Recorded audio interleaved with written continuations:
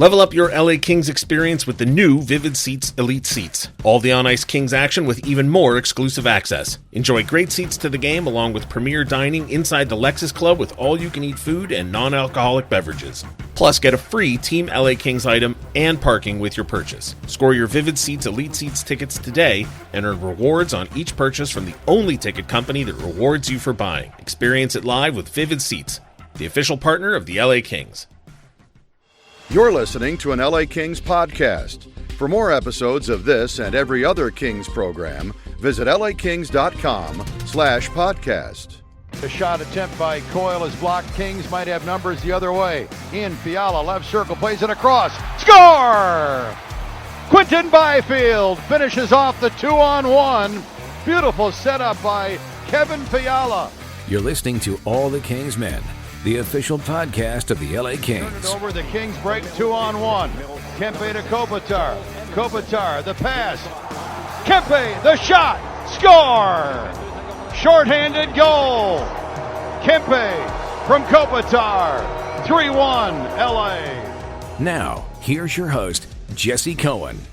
It is time to ask the top 10 questions facing the LA Kings for the 2024-25 season. Joining me to do so, Jim Fox. How are you doing today, Jim? Just doing great. Thank you very much. And also joining me today, Nick Nixon. And Nick and Jim, I didn't prepare you for this, but we're going to add an extra bonus question. Question number 11, and that is, Nick, this morning, the organization announced your intention to retire at the end of the season. How long had you been thinking about this? And anything you'd like to say to the listeners of All the Kings Men? Yeah, well, thank you, Jesse. It's been on my radar for a couple of seasons now.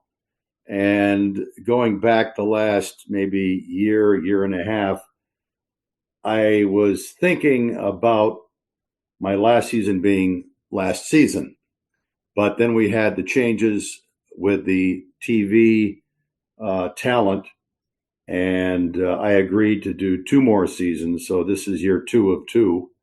But yeah, I have been thinking about it for a while, and I'm good with the decision. And I just feel that it's the right time. So, and as I said in the release, some of my quotes, many thanks to all the great Kings fans over the years for their kindness, their generosity, their words of encouragement. It's meant a lot, and it's helped stoke the fire to keep me going all these years. Well, you are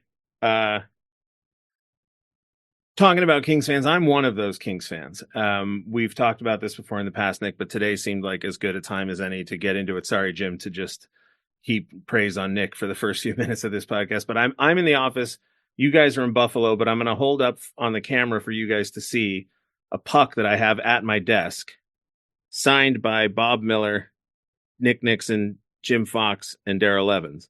And it's in a little plastic case, and it's one of my prized possessions as a fan. I've said this before, but both of you guys have always been nothing but welcoming and accommodating to me in my role as it grows in this organization. And both of you were always incredibly generous with your time and polite and very courteous and great with me when I was just a fan. So thank you both. But Nick, particularly thank you today as you announce your intention to retire at the end of the year. Well, thank you very much.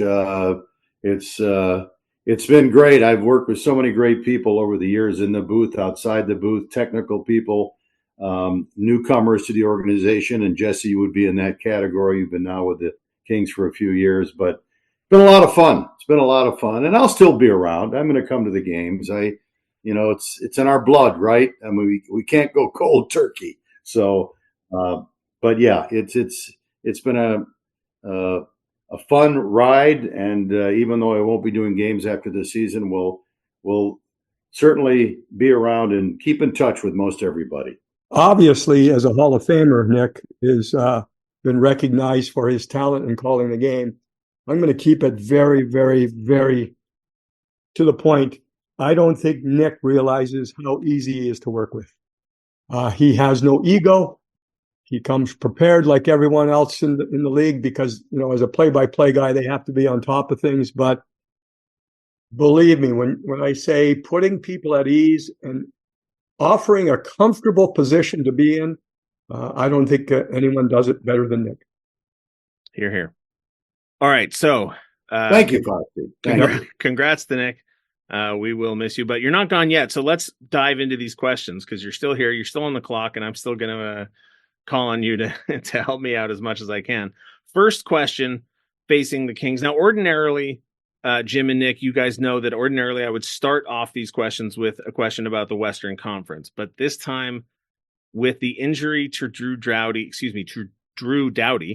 and Arthur Kaliev, the number one question I think for this season has to be, how will those injuries impact the season? We expect both of those players to come back. There are LTR implications that I'm not even going to begin to try and explain or understand. But Jim, we'll start with you. With just the on-ice absence of Drew Doughty, how will that absence impact this season? And again, we don't need to have an answer today. We just know that this will be a storyline for the season. Well, I don't think I'm going to say anything that anyone hasn't thought about already, but it's more time on ice for Brandt Clarke. Mm-hmm. It's also more time on ice for a guy like Kyle Burroughs, who may not have been in the opening night roster if not for the injury. But with Brandt Clarke, the obvious is the power play situations, but I think he's going to see some time on the penalty kill also. I think he's going to see some quality time on the penalty kill. You know what? I don't think, and I'm going based on games I've watched with Brandt, but also talking to people, he's not a bad defender. It's just he's over aggressive in his decision making sometimes, and that puts him and his teammates into a situation where it's tough to defend. But when you get down to one-on-one situations or coverage situations, he does fine. And with his reach and with his hockey sense, yes, the power play, but maybe even more so on the penalty kill. Jim, can I ask for some clarification on the notion of being a bad defender versus being too aggressive? In my mind, and I've said this before, there are three ways to play defense. One is to control the puck in the offensive zone, squash breakouts, keep possession. If you're playing in their zone 60% of the game, well, that's 60% you don't have to worry about defending. Then there's in the neutral zone, or again, maybe squashing breakouts. And then there's in the defensive zone. It sounds to me like what you're saying is Brandt Clarke in his own zone is perfectly fine. He just may be too aggressive in the attacking zone, which leads to breakouts and odd man rushes. Yeah. I'll just go there. And they've worked on it with him. He's already improved in this area. But even in his own zone, Jesse, he is sometimes on the wrong side of the puck. He's anticipating a loose puck, and he's anticipating on attacking instead of coming from below the puck as a defenseman.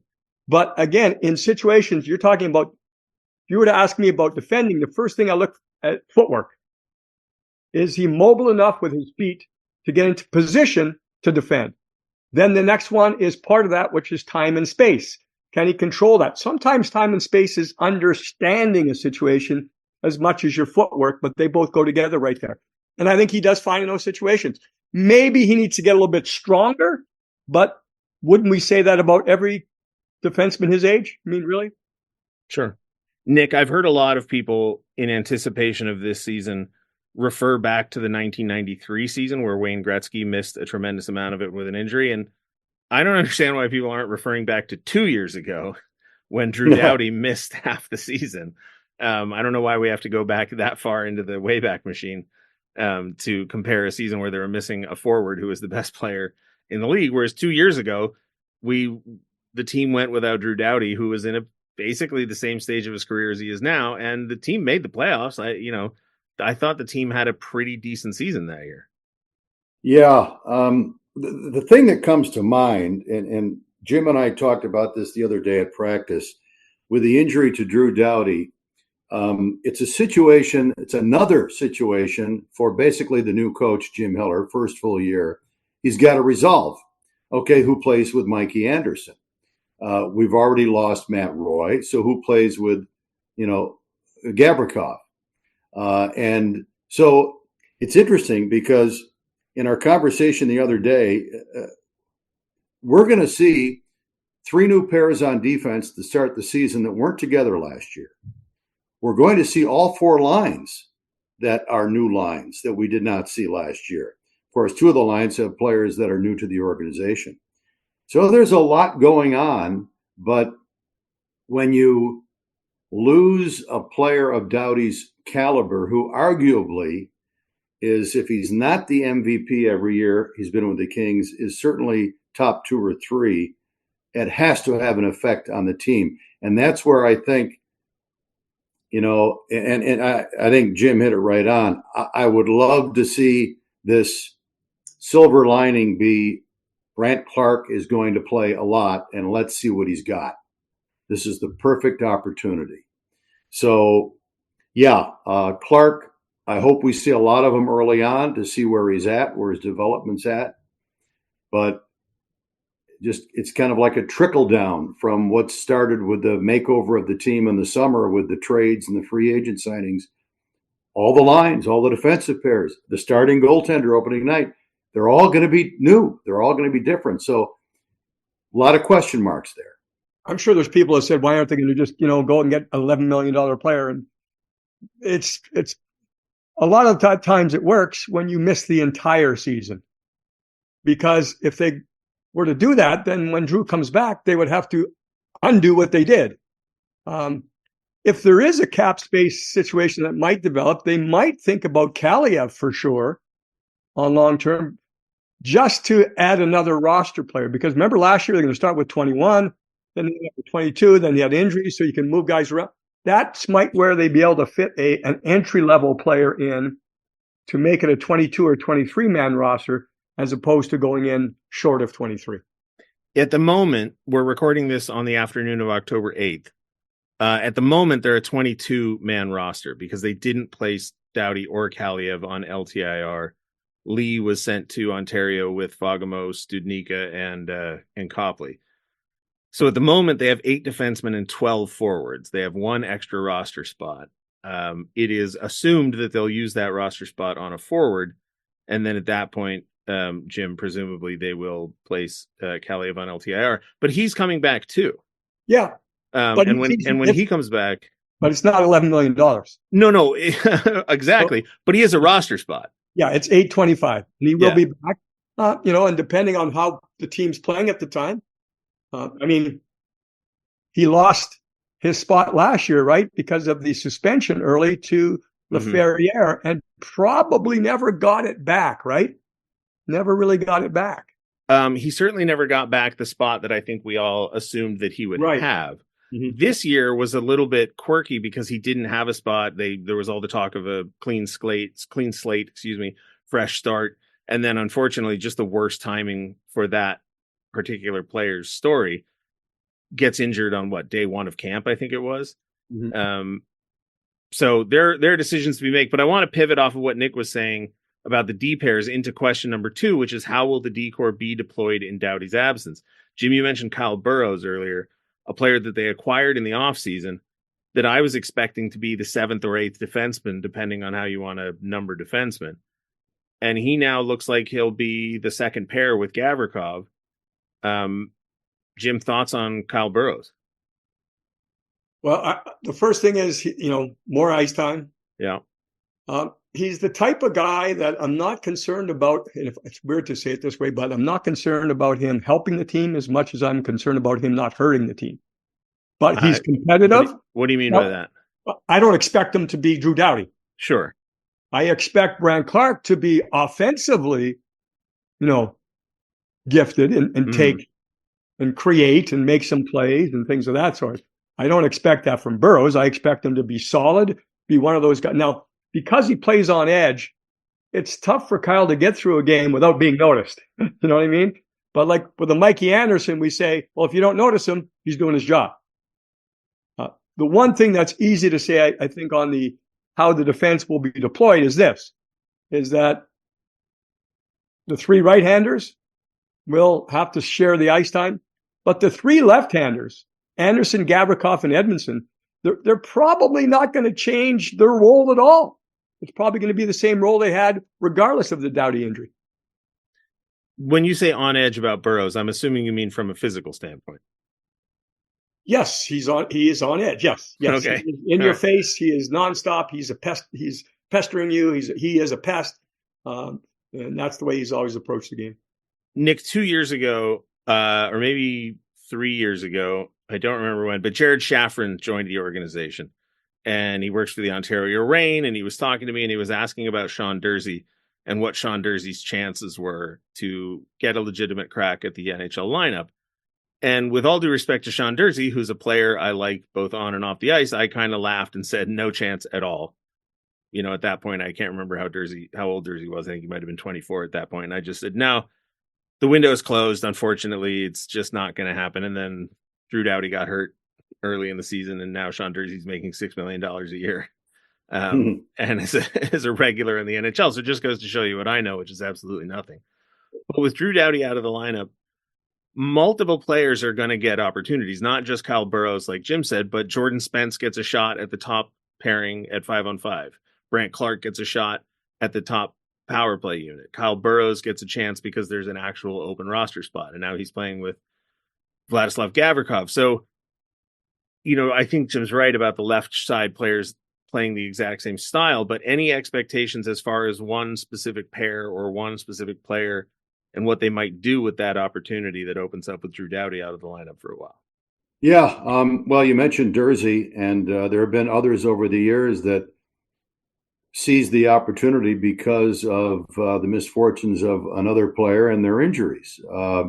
It's just the way the game goes. I just think that early on it's going to be trial and error. I mean, after the first 2 games of the season, you know, Spence may be with somebody else, and maybe he's the number 1 power play guy. Maybe Clark is.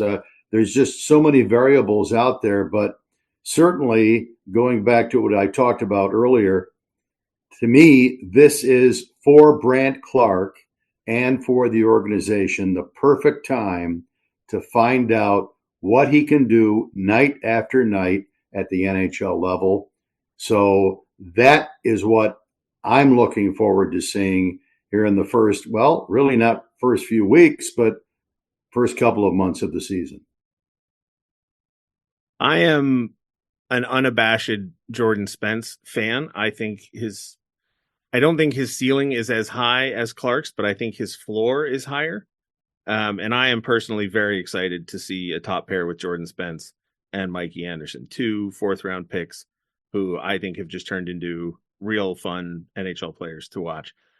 The next question, and this sort of deals a little bit with what we're talking about, but will the changes to the special teams yield positive results? I would not have noticed this on my own when we were watching practice, but listening to Jim Hiller talk about it, it was drawn to my attention that they're changing the penalty kill, yet again. And Jim Hiller talked about the need to get more aggressive. Jim, from your perspective, is that need to get more aggressive just in line with all of the ways that Jim Hiller wants the team to be more aggressive on the ice? Or is that something that specifically you feel needed to be addressed on the penalty kill? I think that when they did their research at the end of the season, they felt that teams, because the numbers were great on the penalty kill. In the regular season. Yes. But you know what? Any team against Edmonton will have bad numbers on the penalty kill. 100%. But my point is this, is that teams realized the Kings, especially down low, were a little too passive. And, you know, they were making plays down low that maybe earlier in the season they weren't trying to make. But then, you know, and Edmonton did it very well, like with Hyman again. Instead of making a stick-to-stick pass down low through the crease, just get it across there. He'll stop it with his skate. He'll angle his skate. It'll go off his shin pad. Just those types of things. So, but to answer your question, every single team in the NHL wants to play aggressive on the penalty kill. It's a matter of getting everyone to understand it and then to execute it. But no one wants to back off and play passive. And again, guys, it's going to be a situation where early on, even if they do change the way they approach it, they're going to be going through an experimental period because up front, one of your 6 forwards that killed penalties the last couple of years is gone, Blake Lizotte. And on defense, of course, Drew Doughty, because Doughty has his hands on every situation every single night. So regardless as to what changes they want to make, it's still, to me, going to be a trial and error just from the personnel standpoint, not so much a system standpoint in the early going. Yeah, I think that the principle is this, Jesse, and again, it's the same as every other team. But Jim Hiller said point blank, don't allow another team to set up. Okay, everyone wants to do that. How do you accomplish it? He said, unless it's 100% controlled by the opposition, then you're going to pressure. We saw an example in a preseason game in Ontario where Jordan Spence was killing a penalty. He was on the far wall, basically down low, but his man had the puck and he chased all the way to the blue line while the Kings were shorthanded. The principle here is like blitzing in football. You may be exposing an area or leaving an area uncovered, but if the passer doesn't have time to make a good pass, then it's not going to connect. And that's what the Kings are thinking about, being aggressive in those areas. And then again, I think down low, when last year the Kings kind of allowed the goaltender to be a big fixture in handling a 2-on-1 down low, I think you're going to see Kings defensemen really trying to do a better job of taking away that passing lane down low. So a few little adjustments there, but Nick is 100% true in that. How is it executed? Can you do it confidently? In this type of a system, when there is a breakdown or when a passer, there's going to be an open man sometimes. That's, in football. If the quarterback read the blitz, he's going to the one-on-one and he's going to hit. That's going to happen a couple of times. But I think in the long run, I think they did a lot of work analyzing not only themselves, but other teams. And they came up with a change to be more aggressive. Two things based on what you two gentlemen just said. One, Nick, when you were mentioning Blake Lizotte and you said Drew Doughty absent from the blue line, I thought you were going to say Matt Roy, who is also not here this year. Well, both. You could argue that both were your top two penalty killing defensemen. I mean, they're both right shots, obviously, and if one's not on the ice, the other is. But yeah, absolutely. And then Jim, real quick question as a player. When Jim Hiller took over at the 34 game remaining mark last season, everything we heard was they're not going to change structural elements of the game. They're not going to try and implement a new special teams format. They're not going to try and change the 1-3-1 in the middle of the season. You don't want to do that in the middle of the season. But this is now the second season in a row that they've reworked the penalty kill. And, 2 out of 3 years where they've reworked the power play. So how much time is actually needed? And is it practice time? Is it meetings? Is it how much work is it actually to get a team to play a different style? How much time do you really need at it? I think on the penalty kill, you don't need as much time as the power play, because the power play, you can't recreate those situations in practice. It just doesn't exist. Yeah. I mean, the way to do it is just helter-skelter. Tell the penalty killers to go crazy. Just okay. But it's really hard to recreate that. So that's, the reps needed for the power play. Penalty kill, I think, can get by with work they can do in practice. I think that would fit most. So the next question is somewhat tied to what we discussed, and that is, will Jim Hiller continue to be an unpredictable, creative? Yeah. Is there another element to the special teams? Well, the new players, Brant Clark and particularly Alex Laferriere, playing on the. How about the power play part? We talked about the penalty. Yes, that's what I meant by Clark and Laferriere. Yes, Brant Clark will be manning the first power play unit, and Alex Laferriere will join the first power play unit as a right shot forward. I didn't get the sense that we knew exactly who the fifth player on the second unit would be, although it looked like it would be Akil Thomas. But the second unit looked like Spence, Byfield, Deneau, Moore, and fill in the blank. I mean, it could be Fogle, it could be Jeannot, it could be Alex Turcotte. It could be Alex Turcotte. Those passing lanes down low sometimes are only open to a certain hand. A right-hander can go. Do you have one-time shooters on one side? Well, you need all those things come into it. I think what I see from Laferriere right now, he's spending a lot more time in practice, post-practice, working on tips and getting his stick free in front, those little things that will happen when he's positioned in front of the net. The skills coaches have told me that he has a good set of hands. His power is there in the shot. His release is fast enough. I think the challenge for Laferriere, the biggest challenge, is how quickly he can make decisions under pressure. Because, we saw Arvidsson do that very well, right? He got the puck as a right-hander. He pivoted. He took one stride, and all of a sudden the seam opened up, and he made a nice play or put the puck on net. Those types of things. With Brandt Clarke, I think we've seen it already. We know he can open up lanes. I've seen it a couple of times already. He throws a pass across sometimes, and he surprises you as the receiver. You're not expecting him to get that pass through. All of a sudden, it's on your stick. So Brandt's, again, probably wired closer to filling in on the power play and the change. And, and he brought up Adam Fox with the New York Rangers. I think it's a great, great comparison, saying he watches him quite a bit, how he opens up lanes, how he changes the point of attack. And if Brandt can even do any of that, then, it's going to have positive results. I have a question about Brandt Clarke on the power play, and I'll leave it open to either one of you that wants to jump in. When I was watching the game on Saturday and Thursday, I think, and I confess there were a lot of behind-the-scenes technical things that was occupying my attention, so I wasn't as plugged into the game as I usually am. But I was watching the power play, and I didn't feel like Brandt Clarke was quarterbacking the power play the way, in my mind, a power play quarterback does.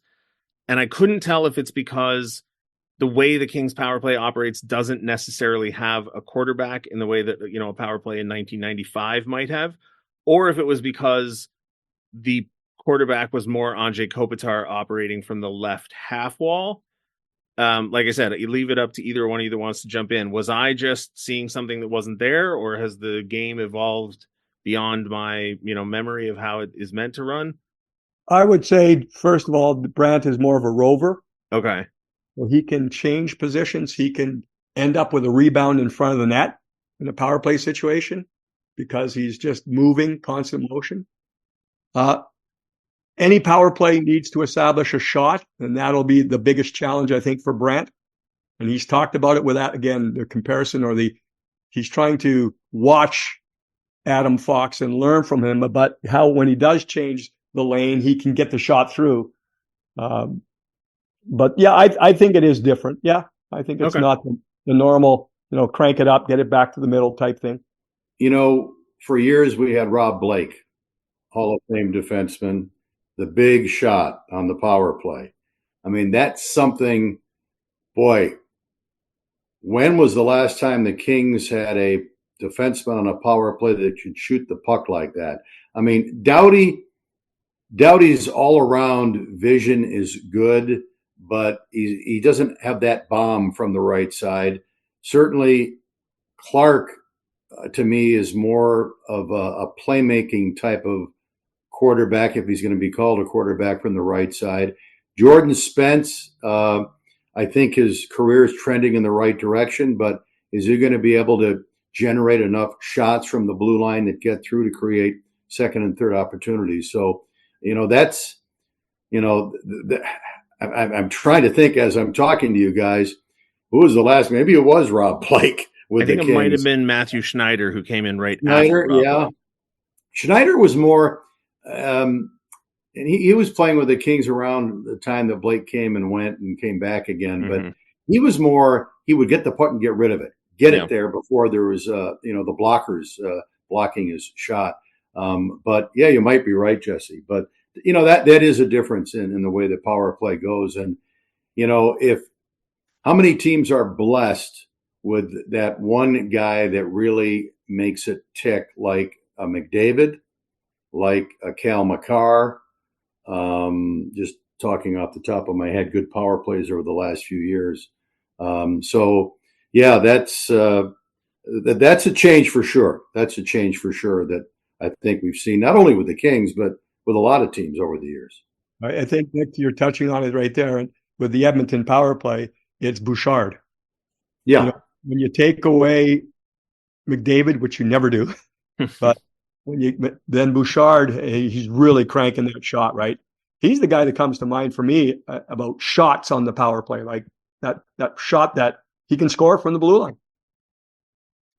So we'll have to see what happens with the special teams for the Kings. But now we will move on to question number 4.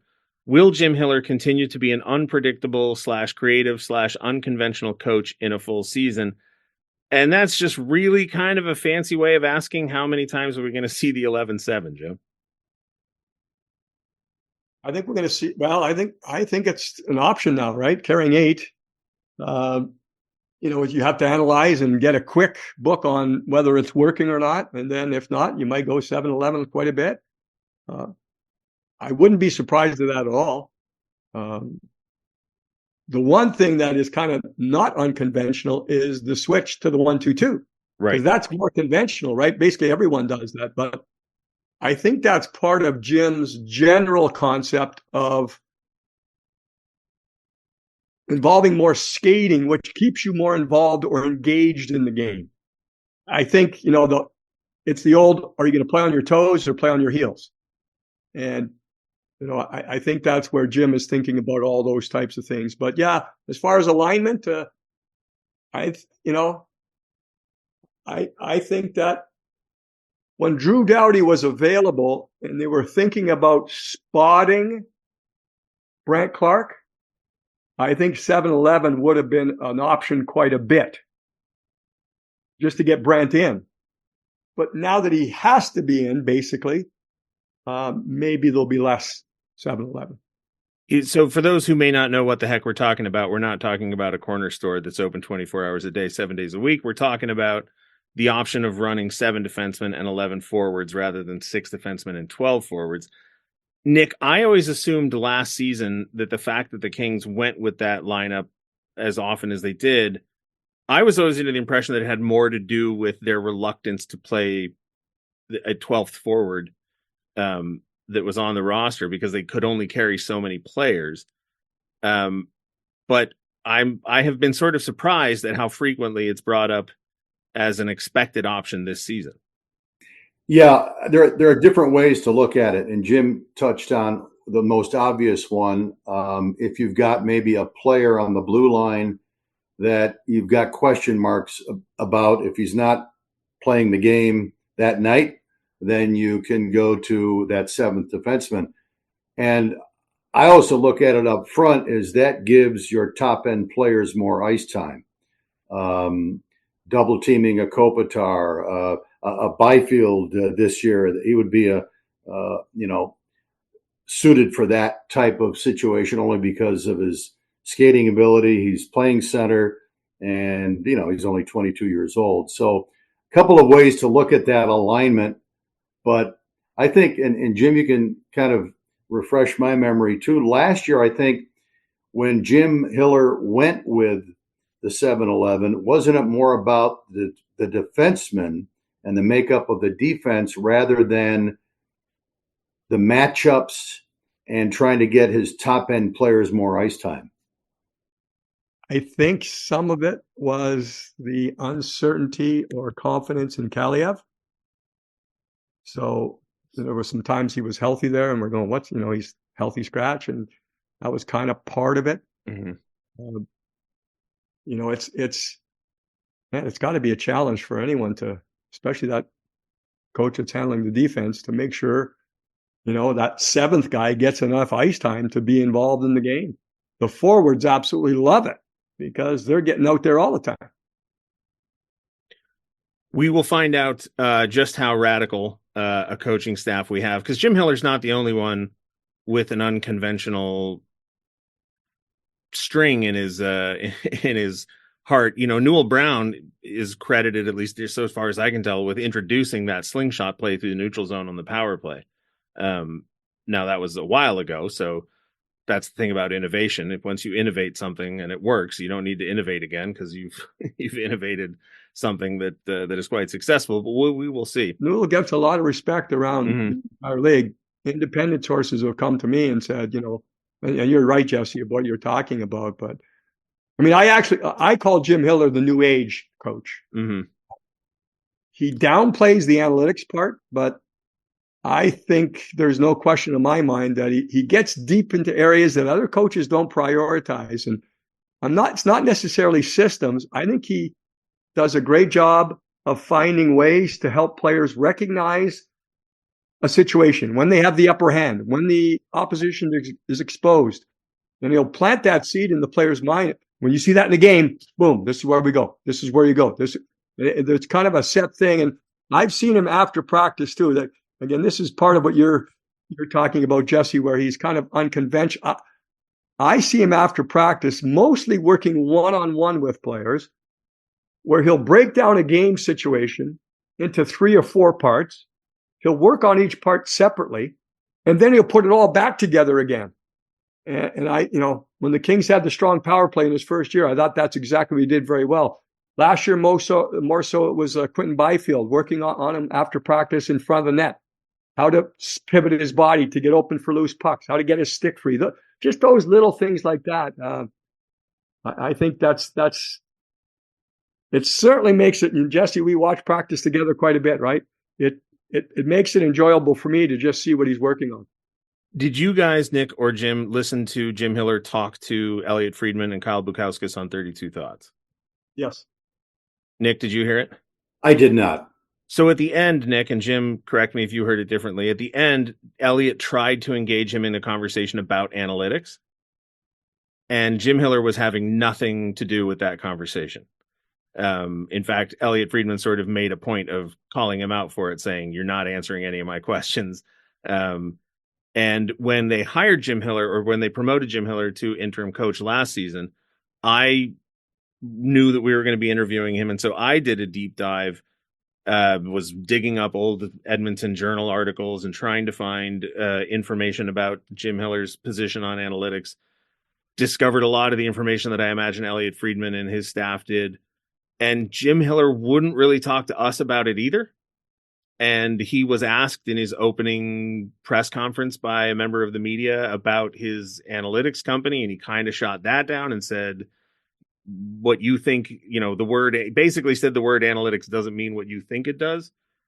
I have been fortunate enough to have a brief conversation with Jim Hiller about analytics that revealed a lot to me about how he thought about it. I know you guys had a broadcasters meeting with him recently. Nick, have you had a chance to talk to Jim Hiller about analytics and what everybody thinks it means versus what he thinks it means versus what it might actually mean, et cetera? I've only heard from what I've heard. Okay. And that is, he may be more into it than we are led to believe. Yeah. And maybe this is the way he's masking.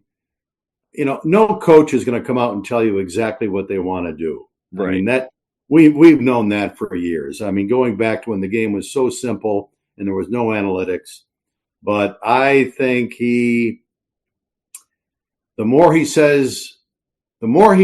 what you said, Jesse, about him not answering the questions that were posed to him, that tells me he's doing more of it that we're led on to believe. What it tells me is that he's going into areas that other coaches are not going into, so he can't tell you, because if he tells you, he's giving away everything that he does, and no one does what he does, so he feels he has the edge.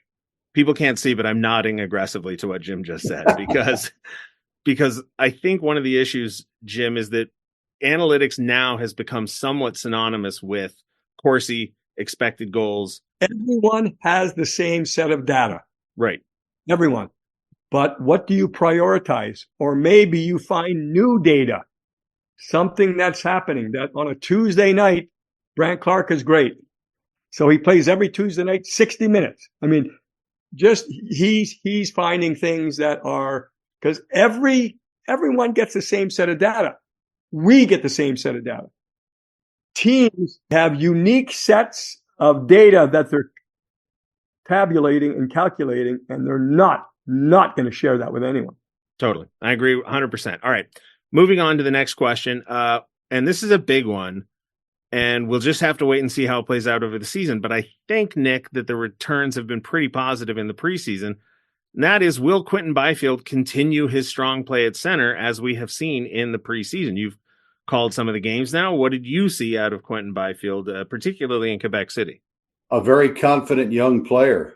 It looks like he's ready to take the next step come opening night. I temper it with, and we've said this over the years, seen it over the years, the preseason is the preseason.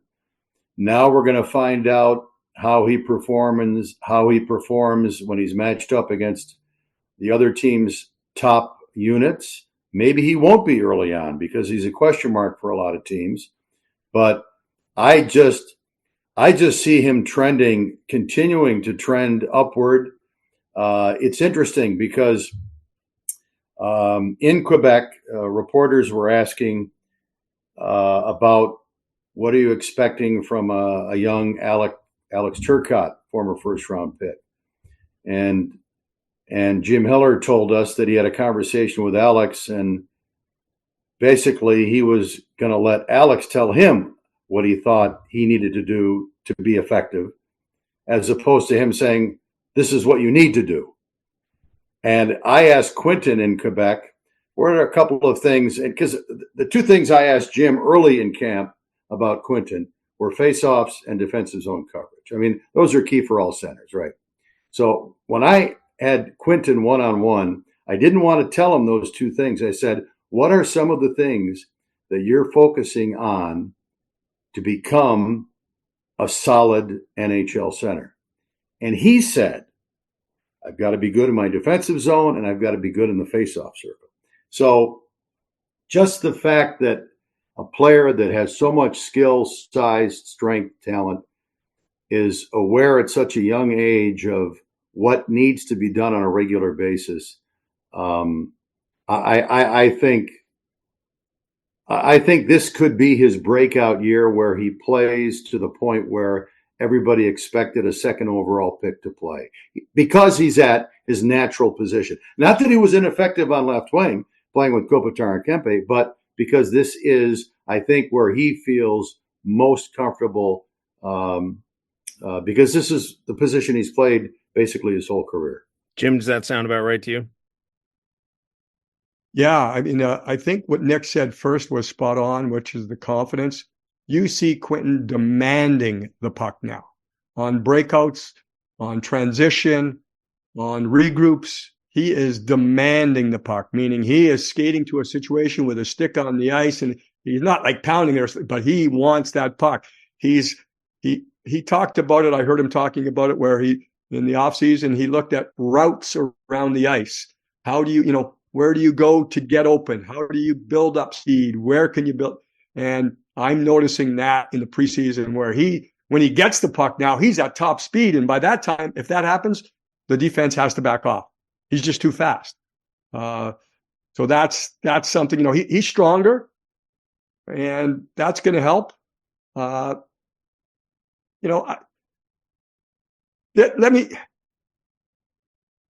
goes to questions later on, but I hope if Quinton continues to go on the pace that he improved in from last year to this year, we might be saying first line Quinton Byfield, not first line Andrei Kopitar. Now, will it happen this year? Maybe not. Maybe I'm expecting it to go a little. But when is that changing of the guard going to take place? Nick, we've talked about it for years. And Kopi, he wasn't the point leader last year, but this is a position that is so important to a team. And again, it's more. I think it's possible, and maybe it's more of a hope for me. But maybe we can be saying, what is the first line? There were 3 goals from Quinton Byfield on Thursday night against the Boston Bruins in Quebec. And yet, to me, the more impressive play was his assist on Saturday night when he drove the net, didn't get a shot off, but didn't give up on the play and wound up sending the puck behind him through the crease where Trevor Moore finished it off. Not that the 3 goals weren't impressive. They were. But it was that presence of mind to not give up on the puck. And then once he had regained possession, Nick or Jim, or I don't remember if it was, I guess it wouldn't have been Jim because you weren't on the game, but it was Nick or Daryl talked about Quinton Byfield's decision not to try and jam the puck in from behind the goal line but to send it to open ice out front for Trevor Moore to finish off on. I'm beginning to think that all of those criticisms of him not having a high hockey IQ before he was drafted missed the fact that whether or not he has high hockey IQ, which I'm not going to get into, he clearly has a high regular IQ. Like, he's clearly very intelligent about the game, and a lot of his improvements seem to come from recognizing areas that need improvement and then improving on them. I am wildly optimistic about this season from Quinton Byfield, Nick. Yeah, I am too, because of everything we've talked about. He seems to be, he wants to be the guy. I mean, like Jim said, he's commanding. He wants it. Give it to me. I'll get it done. You want to see that in a young player. It's not cockiness. It's not arrogance. It's confidence. And you see that every shift. And it's just amazing, his size and how quick and fast he is with that size. He's going to be a handful. I mean, he has to be. And so far, it looks like there is a little chemistry developing between he and a very good offensive talent in Kevin Fiala. So Jim is right. I mean, and we've talked about this over the years when we've done this show at the start of every year, the last 4 or 5 years. You're waiting for someone to be the number one guy that's not Anze Kopitar, because that tells you you're turning the corner, because Kopitar and Doughty aren't going to play forever. Probably a couple more years for Anze. His contract's got him this year, next year. That'll be 20 years. So at some point, some of these young players have to step up, assume the leadership role. And I'm excited about it. I'm excited about watching him play based on what we've seen here in the preseason, because this is really the first time we've seen him play center ice. The pass and the decision is great, but how he got there is what Byfield does. It was 1-on-3 basically, right? Mm-hmm. And he didn't really beat anyone with a 1-on-1 move, but his explosive speed got him to a situation where they just could never contain him. And then he makes the nice pass.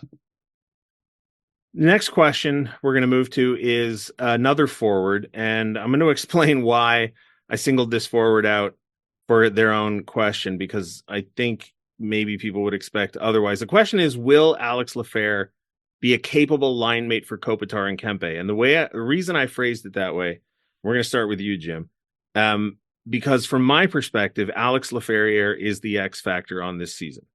Because Kopitar and Kempe, regardless of what people think or feel about Quinton Byfield, surpassing Kopitar by virtue of strong play, for now, that's your top line. Adrian Kempe led the team in scoring last year. Anze Kopitar is Anze Kopitar. But they've had Quinton Byfield next to them for the last few seasons, and that has been a dominant line.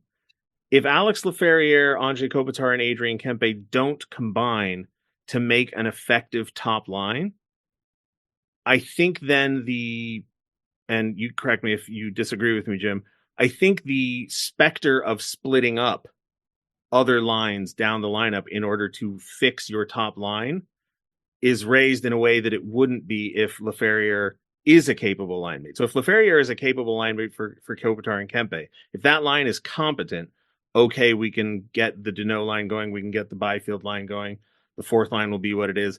But if that line struggles, is there not then a temptation to put Byfield back on that line? Oh, no. He's a centerman. He's taken over for Kopitar. But that's why I say it's the domino effect of the Laferriere play. If Quinton falls on his face, he has to be put back at the wing position, then okay, it's in big trouble. But no. Okay. Might move someone else back there, but I hope that the Kings are not in a situation where they have to move Quinton Byfield to the wing position. I hope. Yeah, and again, we go back to the makeup of this roster to start the season. You've got new looks on all four lines, all three pair on the blue line for various reasons. And what if Deneau and Moore have the magic with their new guy, Jeannot, and Byfield and Fiala are getting a point a game through the first 3 weeks, you really don't have to worry about Laferriere, whether or not he's producing, because Kopitar and Kempe are going to be responsible. You single out as the X factor, Jesse, and I understand why, but there are a lot of other X factors. Tanner Jeannot, is he going to be able to handle regular third line minutes, or I should say regular minutes as a member of one of your top three lines? Same thing for Warren Fogle. What is going to comprise the fourth line? Will they be responsible? Will they provide energy? Will they not be a minus when they should be even at worst? And these are some of the characteristics of a fourth line that Jim Miller brought up during training camp. So, I know what you're saying, Jesse, but I don't think we want to just single out one guy as what if, because there's a lot of what ifs going on throughout the lineup. There's a ton, but let me go ahead and add a little bit more context to my thought process. 2 years ago, 2021-22, the Kings add Arvidsson, Jeannot, Edler. Doughty gets hurt. We get the influx of Durzi. I'm sure there were other players that season that I'm blanking on that had a larger role, Brendan Lemieux and that fourth line. And at one point, the team, from my perspective, was succeeding based on the play of the Jeannot unit and that fourth line of Lizotte, Lemieux, and Arvidsson. And Kaliev. And the third line was a sort of a jumble, if I remember correctly. Velarde was around, Brown, Athanasiou. And the top line was Kopitar and Kempe, but it wasn't having a spectacular season. And that team made the playoffs. They made it 7 games against Edmonton. But if we want this year's team to be better than 2021-22, in my mind, you can't just get by on 2 lines sort of outperforming their expectations. So everything we've seen in the preseason suggests to me that Quinton Byfield will be a successful center. Everything that I've seen over the last 3 years suggests to me that Moore and Jeannot will be an effective pair. I'm, not as concerned with the contributions of the fourth line, but hopefully they will be contributors.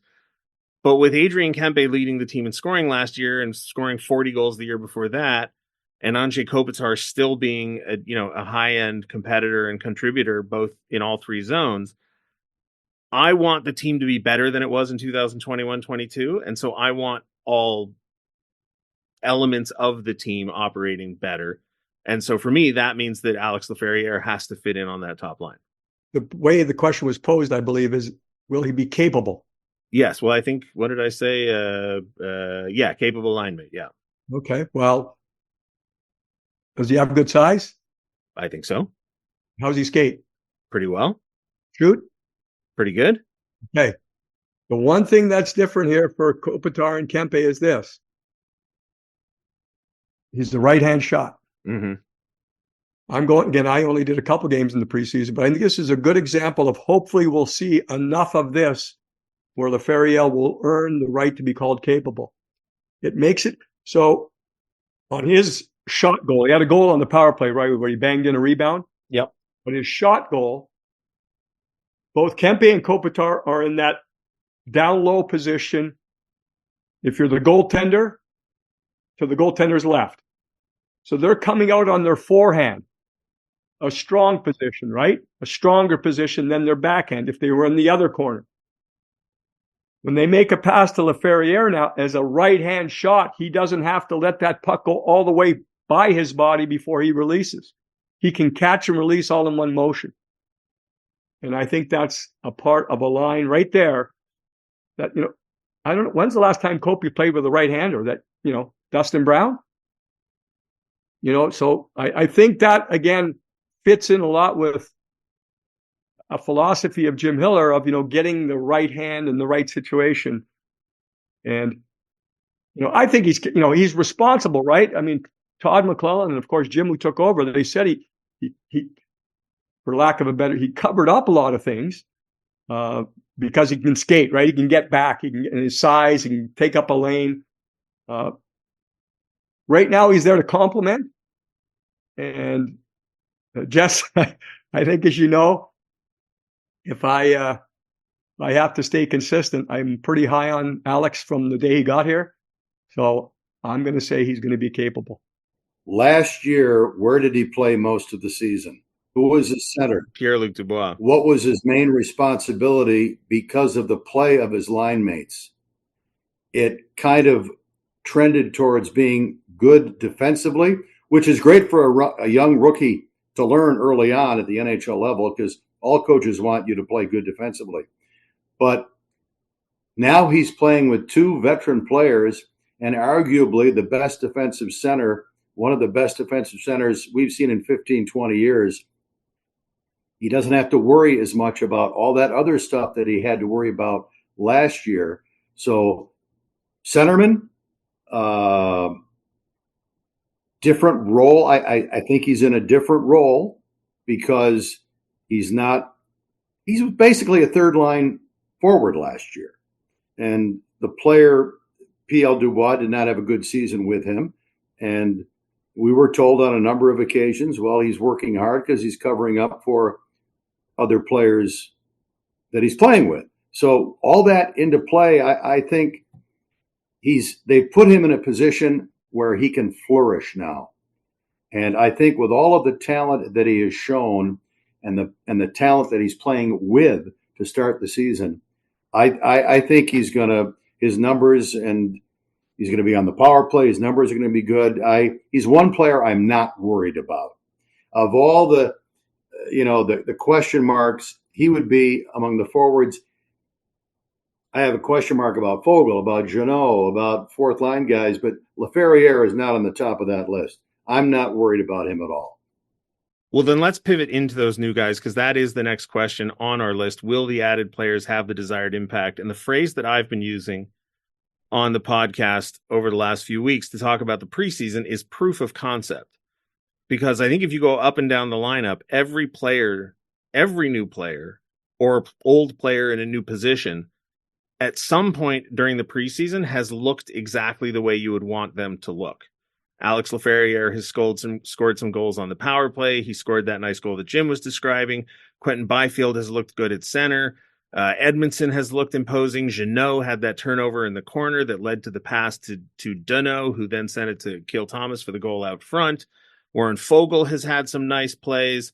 Kyle Burrows has had some nice plays. Kemper gets the shutout. I mean, remind me if I'm leaving anybody off the list, but it feels to me like every new guy brought in, or like I said, an old guy playing in a new spot, at least at one point in these 6 preseason games, has done precisely what you would want them to do and why you acquired them. Well, again, will they have the desire? Well, that's why they play the games, right? Well, yes. Can I just go over each guy quickly? Yeah, sure. Darcy Kuemper. To me, I think because of the system change, we have to keep an eye on that, because the Kings were outstanding. They made it easy on goaltenders, right? Mm-hmm. Well, I think there's more pressure, so to speak, on this acquisition this year compared to Cam Talbot last year.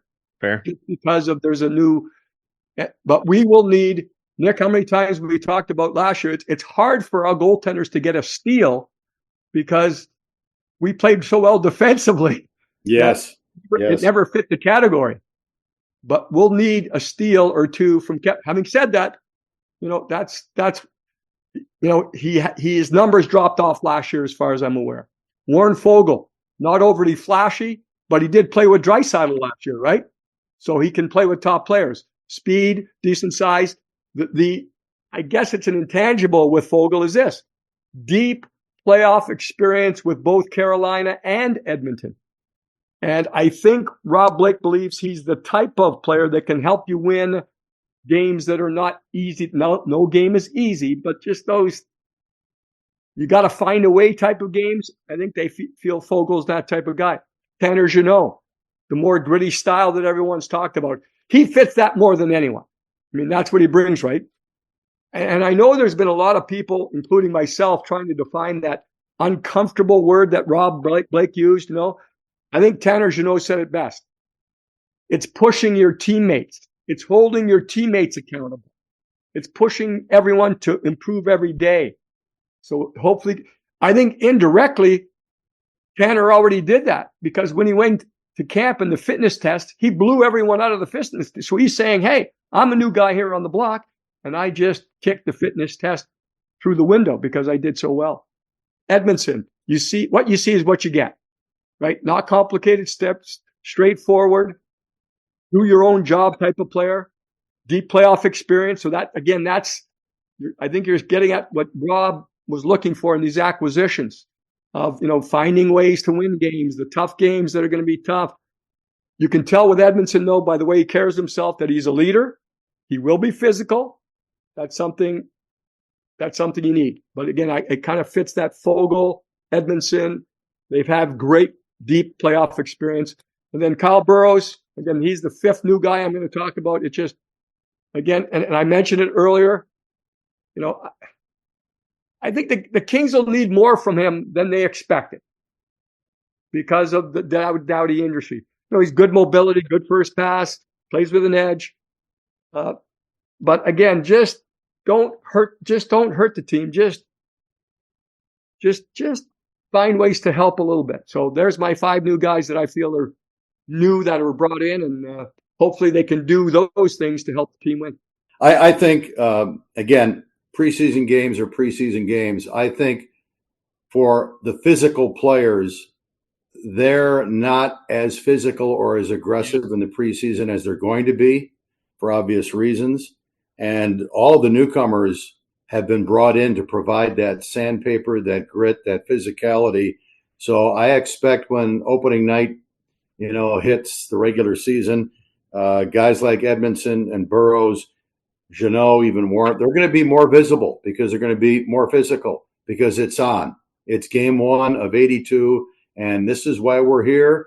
The Kings know this is why we brought you in. This is a big reason why we brought you in.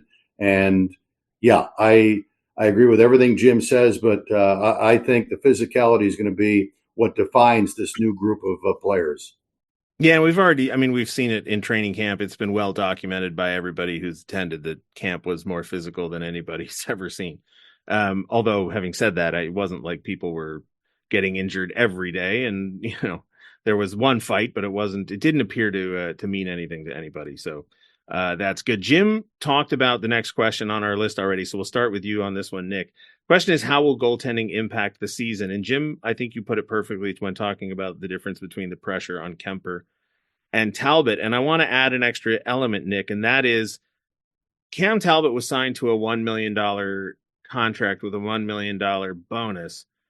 Darcy Kemper is signed to a $5 million and change dollar contract. And I don't think that we should necessarily take the cap hit of a player and use it in the equation to judge him. But I do think it's important to point out that it's going to be really difficult for Darcy Kemper to outperform what Cam Talbot did last season by, a magnitude of 500%. Yeah. So, obviously there are some complications in that equation when you factor in what it took to acquire Darcy Kemper, which was moving on from the Pierre-Luc Dubois contract. So that's a whole other element that we don't need to go into. But Riddick now gets a full season, presumably as either the backup or the platoon partner, however you want to look at the pair. But goaltending will play a huge role this season. It will. And as Jim mentioned, it's not the defensive Kings that we're used to seeing as far as how the game is approached because of all those seasons we had with one of the best goaltenders in the NHL and Jonathan Quick, obviously. But I think, and this is, everybody's got to pull their weight. The Kings need goaltenders to win them games on occasion. And that was something that, David Riddick had great numbers, but he was the backup. He only started 21, 22 games last year. That's a quarter of the season. So I think I'm looking at, no matter who's in goal, to have a stretch where they're the difference.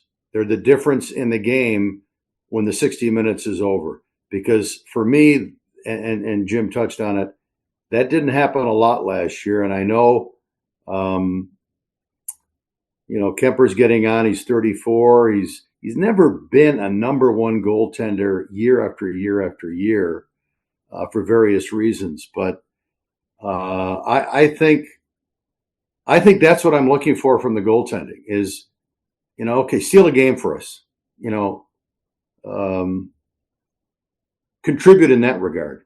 All right, we are going to do the last two questions. Actually, you know what? Before we get into that, I do want to mention one thing about the goaltending. I don't know that it means anything because it is preseason, but preseason games, it's very easy to say preseason games don't mean anything when you go 4-1-1. But if they had gone 0-6 and looked terrible, suddenly the conversation changes. I don't think they looked terrible. I thought they looked quite good. In the two games in Quebec, Nick, I think they outshot their opponents by a score of 2-1. And the goaltenders had to face less than 25 shots, I think, or less than 20 shots. We just talked about the outstanding numbers defensively the Kings had last year. The analytics were through the roof. Top 10 in basically every defensive category. Shot suppression this year in the preseason has been outstanding. Yeah. Now, that's the one point I'm going to try to concentrate on early in the season. And I haven't really talked to Jim Hiller specifically about it, but if that continues, man, I mean, they're playing solid defense, right? In a new system that is supposed to be less defensive. That's why I'm bringing it up. Yeah. So if they can do that, but to me, that shot suppression was the most impressive thing of the preseason. So one of the things I was thinking in the offseason, being the pessimist that I am, was no more Matt Roy. They eliminate the 1-3-1, which is essentially there to make the equations of the games tilt in your favor. Don't allow offensive zone, et cetera. And then Cam Talbot and David Riddick have, all the numbers you mentioned, Jim. So my thought was, okay, this year they have the 1-2-2. They don't have Matt Roy. They're breaking in Brant Clark, who, as you have previously mentioned, Jim, may be a little bit aggressive and et cetera, et cetera. But then I'm watching the games and they're out shooting their opponents 2-1 every night. I'm going like, okay, well, what's the big deal? They'll be fine. So we'll see. Hopefully that plays to the goaltender's favor. I think Cam was fine, but I think there were times last year where David Riddick took over a little bit as the go-to guy. That can't happen this year. Even if they platoon, even if Riddick winds up playing far more games? Fine. But it can't be because Kemper has been bad. It has to be because David is good. That's fair. We are going to combine the final two questions on our list. The last question has always been the last question. The second to last question is how I would ordinarily open these episodes. And that is, how will the rest of the Pacific Division and Western Conference perform? And then consequently, will the Kings make the playoffs? And the reason I include it, as I've said time and time again every season, is that whether or not you make the playoffs does have something to, unless you are the conference winner or the division winner, you have to contend with how the other teams in your conference and your division perform. Last season, Edmonton started out very poorly and then they turned into the best team in the league and they made it all the way to Game 7 of the Stanley Cup final. 2 years ago, Vancouver was not considered a contender. Last year, if I'm not mistaken, they won the division. Did they not? So the Pacific Division to me this year, Jim, is a huge question mark. I've heard people say that the Kings are a lock to finish in the top 3. I've heard people say they will finish in the wild card and the Central is a lock to send 5 teams. I've heard every prediction up and down the thing. So let's just talk about the Pacific Division and the Western Conference. I'm assuming Edmonton wins the division. Yep, I'm with you there. I'm going to start off this way. I don't want independent sources last year at this time when the season was starting. There were enough calling the Kings a Stanley Cup contender. Weren't we calling them one in November?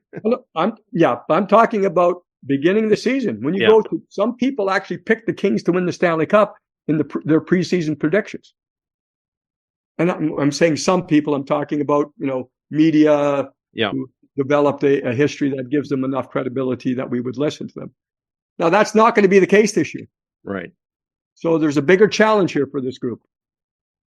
For all the things Nick was talking, I think great points by Nick of, the new pairs and the new lines, and there's a new player on every line.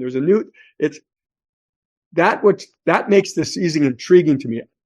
I think the last 3 seasons coming in, we kind of knew what was there and what was going to be expected. This year, there's a lot of, Nick touched on it earlier, there's just a lot of questions that we hope are answered the way we talked about earlier in this podcast. But Edmonton still concerns on their defense, but we know what they have up top. I think Vancouver probably comes back a little bit because of their PDO, right? The shooting percentage and the save percentage was through the roof last year. And Demko is uncertain. So what goes on there? Vegas, always interesting. I just think, Anaheim, San Jose, and maybe Calgary is put into that category now, right? Where I think last year Calgary was on the bubble. I think this year they're not considered that. So yeah, it's up to the Kings to find a way to get third. I think they can still make it in as fourth as a wild card team, but get third again. They did it, and that's something that, again, I think there's probably more questions to be answered this year than in the past. But to a certain extent, guys, I think that Rob Blake concept is intangible. That grittiness, that uncomfortable, that's an intangible. And that's why I'm very interested to watch this more than most seasons. I'm very interested to see how it plays out because of the uncertainty. Yeah, they have changed the way they're approaching the game, because even though they've made the playoffs the last 3 years, that's been it. It hasn't gone any farther. So that's why they made some of these changes. I would agree with Jim. Edmonton, to me, Vancouver, Vegas, I see them as playoff teams. And then I'm going to look at the conference here, because now you're talking wild card. And the Kings had 99 points last year, get you in. You could maybe slip a bit, and it would not shock me if the Kings slipped a bit in the points, 95, 94. That could still get you in. But I think it's between the Kings, Seattle, Winnipeg, and Utah for wild card spots. And again, the big reason I'm going that direction is because of the uncertainty in so many different areas. The one team, Nick, that it's been brought up over in the Central is Nashville. And they found a way, right? Remember weren't they unloading players? Yeah. They had, what did they, around the All-Star break? I remember I ran into Barry Trotz in Nashville right before we had our big break. This is like February 1st, I think. He says, "Oh my God, we're awful. Then they go and win 13, 14 straight.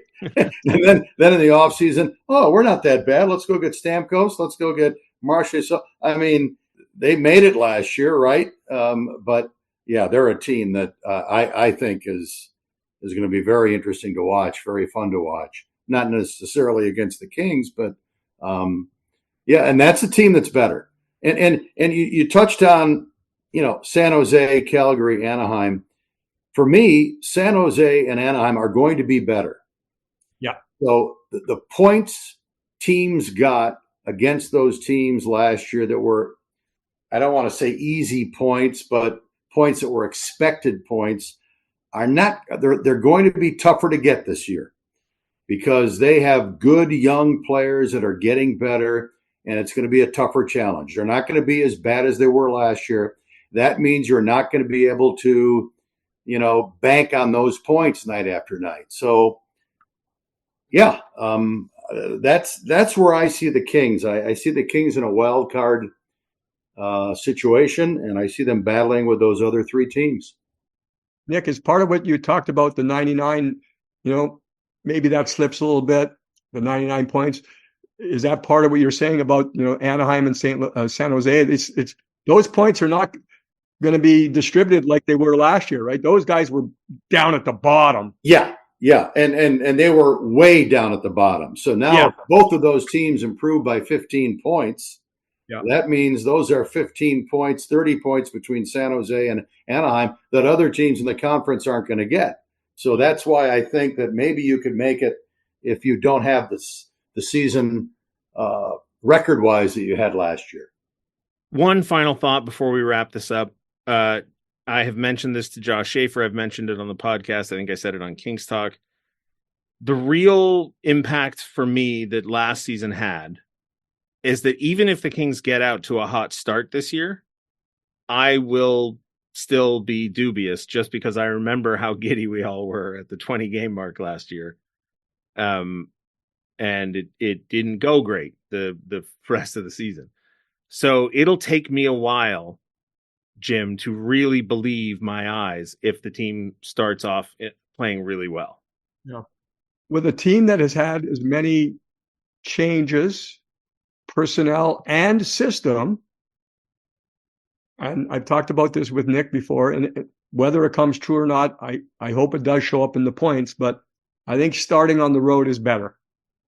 Now, 7 games on the road, probably wish it wasn't that many.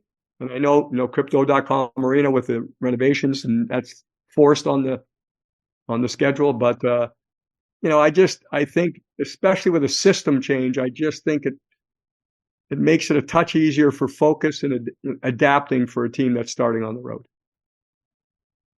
Not easier for you guys, though, right? Well, Nick was talking about running into Barry Trotz there. I was going to ask him what table at Tootsie's was that, Nick? The Barry Trotz table. There you go. All right. Well, I think that's going to wrap it up.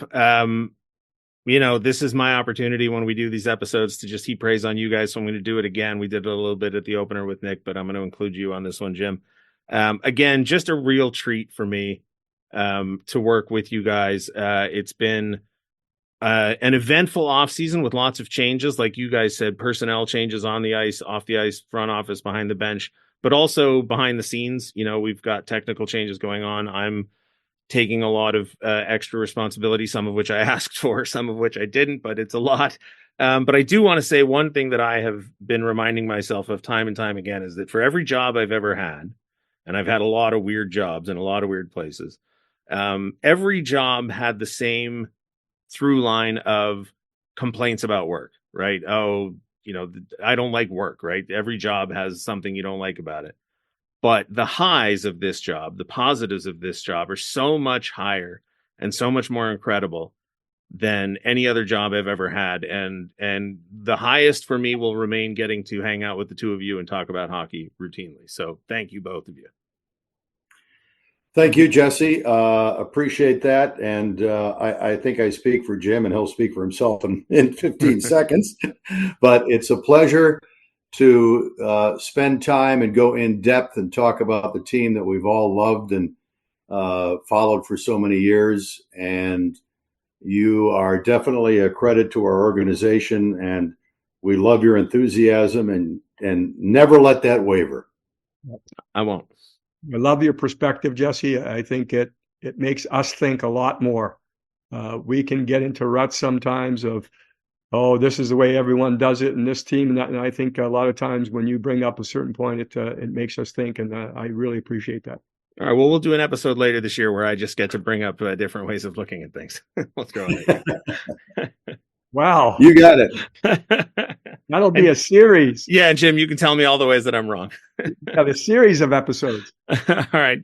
Jim, Nick, thank you. Enjoy the road. Travel safe. And we will see you back here in Southern California when the team returns. Thank you, sir. Go Kings.